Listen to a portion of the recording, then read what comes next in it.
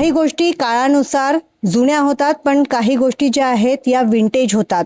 आणि ही जी गाडी तुम्ही बघताय ज्यामध्ये मी बसलेली आहे, ही तब्बल 1963 सालची ही गाडी आहे आणि तब्बल 6 दशकं जी आहे इतिहास चाकावर घेऊन ही गाडी फिरते आहे. आणि आजही अगदी तेवढ्याच दिमाखात रोडवर ही गाडी धावताना आपल्याला पाहायला मिळते. आणि नेमकी ही गाडी ज्यांची आहे त्यांच्याशीच आपण संवाद साधणार आहोत की आजच्या या हायटेक युगामध्ये आपण बघतोय की रस्ते बदलले, गाड्या बदलल्या, टेक्निक बदलले, नवीन नवीन टेक्निक गाड्यांमध्ये बघायला मिळतात. आणि त्याच युगामध्ये तब्बल 6 दशकं पार केलेली ही गाडी जी आहे तेवढ्याच दिमाखात रस्त्यांवर धावते. माझ्यासोबत या गाडीचे मालक आहेत चारुदत्त सहजे. त्यांच्याकडनं आपण जाणून घेणार आहोत की ही गाडी जी आहे ही जी गाडी आहे 1963 सालची आहे आणि अजूनही तेवढ्या दिमाखात ते मस्त ही गाडी चालवताना आपल्याला दिसतात. आणि केव्हाचं नेमकं हे मॉडेल आहे, कशी याची ते निगा राखतात आणि एवढ्या म्हणजे आजच्या ज्या आपण नवीन नवीन कार बघतो त्यांच्या कॉम्पिटिशनमध्ये ही गाडी आहे. म्हणजे तेवढी तुम्ही आजही ती रस्त्यावर धावेल अशी ठेवलेली आहे. कसं मॅनेज केलं? ही गाडी बघा 1963चं मॉडेल आहे आणि त्या काळात तंत्रज्ञान जे होतं गाड्यांच्या बाबतीत हे मेकॅनिकलच होतं. त्याच्यात कॉम्प्युटराइज्ड चिप्स वगैरे हा प्रकार नव्हता. फुल्ली मेकॅनिकल आहे. त्याच्यामुळे जे काही आहे ते मेकॅनिकल फॉल्ट्स इझिली रिपेअर होऊ शकणारे आहेत त्या काळात किंवा आजही याचे साधे मेकॅनिक मिळतात तुम्हाला. अगदी खूप प्रमाणात नाही मिळणार. तंत्रज्ञान बदललं पण या गाडीच्या काही वैशिष्ट्ये आहेत.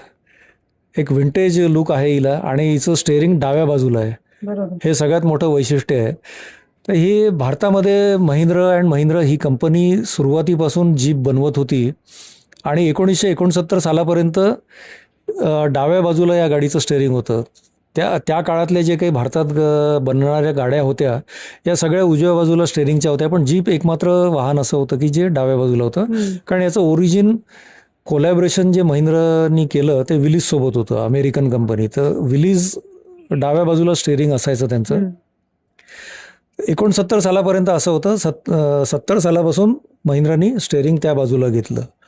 तर माझ्या कोवळ्या वयापासून आमच्या वडिलांकडे ही गाडी होती आणि वडील खेड्यात डॉक्टर होते. त्याच्यामुळे जीपशिवाय दुसरं वाहन कुठलं चालू शकायचं नाही तिथे. तर मला गाड्यांचं आकर्षण होतं आणि मी गाडी चालवायला लागलो. गाडी चालवायला शिकलो नाही मी. डायरेक्ट गाडी म्हणजे माझ्या आयुष्यातली पहिलं वाहन मी चालवलं असेल तर 4 व्हीलर आणि तेही जीप. हीच होती का ती? नाही, ही नव्हती ती. ही नव्हती, दुसरी होती ती. आणि त्याच्या 1 वर्षानंतर मी 2 व्हीलर चालवायला लागलो म्हणजे. तर अशी ती आवड होती मला आणि म्हणून मग अशी घ्यायची अशी एक मनोमन सुप्त इच्छा कुठेतरी निश्चितपणे होतीच. आयुष्यभर मी माझ्या उरात होतं ते. बाकी गाड्या घेतल्या मी इतर न्यू टेक्नॉलॉजीच्या वगैरे, पण हिच्यावरचं माझं मन काही मनातून निघत नव्हतं ते. तर मग रिटायरमेंट वगैरे जवळपास आल्यानंतर तर मुलाला ते जाणवलं की यांची खूप इच्छा आहे, यांचा जीप खूप आवडते वगैरे. तर त्यांनी प्रॉम्प्ट केलं मला ही गाडी घेण्यासाठी आणि त्यांनी प्रॉम्प्ट म्हणा किंवा इंड्यूस केलं, असं केलं आणि म्हणून मी ही गाडी घेतली. बरोबर. आता 1963 सालची ही गाडी आहे. तुमच्या बाबांच्या आठवणी या गाडीसोबत जुळलेल्या आहे आणि ज्यानंतर म्हणजे आता आपण बघतो की काळानुरूप गोष्टी ज्या आहेत त्या अडगळीच्या होतात किंवा आपण बाजूला सारतो जसं नवीन गोष्टी येतात. आता गाड्यांमध्ये अनेक नवीन नवीन टेक्नॉलॉजीच्या गाड्या येत गेल्या. तुम्ही ज्याप्रमाणे म्हणालात की मी अनेक गाड्या वापरलेल्या आहेत 4 व्हीलर. मग ही गाडी कुठे अशी बाजूला पडलेली होती का, भंगारमध्ये वगैरे आपण म्हणतो तसं, आणि मग नंतर मॉडिफाय केली कसं काय, म्हणजे का म्हणजे ही गाडी का तुम्ही त्याला हे केलं की ही गाडी आता आपण जपून ठेवायची, याला जे आहे म्हणजे चालवायचं आहे किंवा जी आजच्या स्थितीत आपण बघतो आहे आता, कसं म्हणजे काय कशी कल्पना आली की नाही गाडी आपल्याला हवी आहे, ही ठेवायची? माझी जी आवड होती ही गाडी फक्त पजेस करणं किंवा गाडी आपल्याजवळ जुनी असणं हे नव्हतं.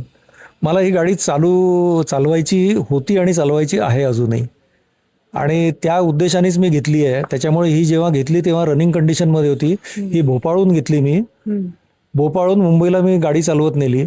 त्याच्यानंतर ऑफिसला मी रेग्युलर घेऊन जायचो आणि रिटायर झालो. त्याच्यानंतर पहिला लॉकडाऊन लागायच्या आधी या जीपनी मी आणि माझी पत्नी कोस्टल रोडनी मुंबई ते मँगलोर गेलोय. अच्छा. हां, तर त्याच्यामुळे मला गाडी चालवायची पण आवड आहे आणि जीप म्हटल्यानंतर तर इट्स माय पॅशन म्हणेल मी त्याला. बरोबर. ज्याप्रमाणे आता तुमचं हे पॅशन आहे, ही गाडी तुम्ही एवढी जपली आहे, आज आपण बघतोय की तुम्ही एवढा लांब प्रवास पण करता आहे, मुंबईला देखील तुम्ही जाऊन आलात. मग या गाडीचे पार्ट्स आहेत ते इझिली मिळतात का? म्हणजे काय काही बघावं लागतं की काही जुगाड जो आपण म्हणतो तो करावा लागतोय का?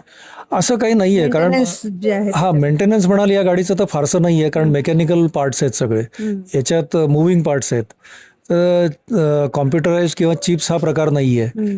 तर मेकॅनिकल फेल्युअर कमी. आताच्या गाड्यांशी तुम्ही कम्पेअर केला तर याची लॉन्जेविटी जबरदस्त आहे. म्हणजे आता हे 6 दशकांपेक्षा जास्ती झालं आहे. हिचा पत्रा बघाल तर मला माहिती नाही 24 का 26 गेजचा, इतका मजबूत आहे. अँटी रस्ट आहे, ओरिजिनल पत्रा आहे. तर याच्यात खराब होण्यासारखं काही नसतं आणि जे काही थोडंसं देखभाल मेंटेनन्स करावं लागतं ते खूप पार्ट्सची गरज नाही आणि कुठली तरी आहे मिळतात. फक्त एक पार्ट आहे या गाडीचा जो भारतभर मी गेले 6 महिने झाले शोधतोय, तो म्हणजे या जीपचं वायपर मशीन. अच्छा, ते नाही मिळत. सिंगल मोटर ते मिळत नाहीये मला कुठे. तेवढंच एक हे आहे, बाकी काही प्रॉब्लेम नाही गाडीचा. बरोबर. ही गाडी चालवताना म्हणजे आजच्या गाड्यांच्या तुलनेत काय वेगळा अनुभव येतो? आणि आता ज्याप्रमाणे तुम्ही मुंबई नागपूर प्रवास केलेला आहे या गाडीने, आहे ना, मला गेल्या डिसेंबरमध्ये मला सपत्नीक दक्षिणेत घेऊन जायची होती ही गाडी.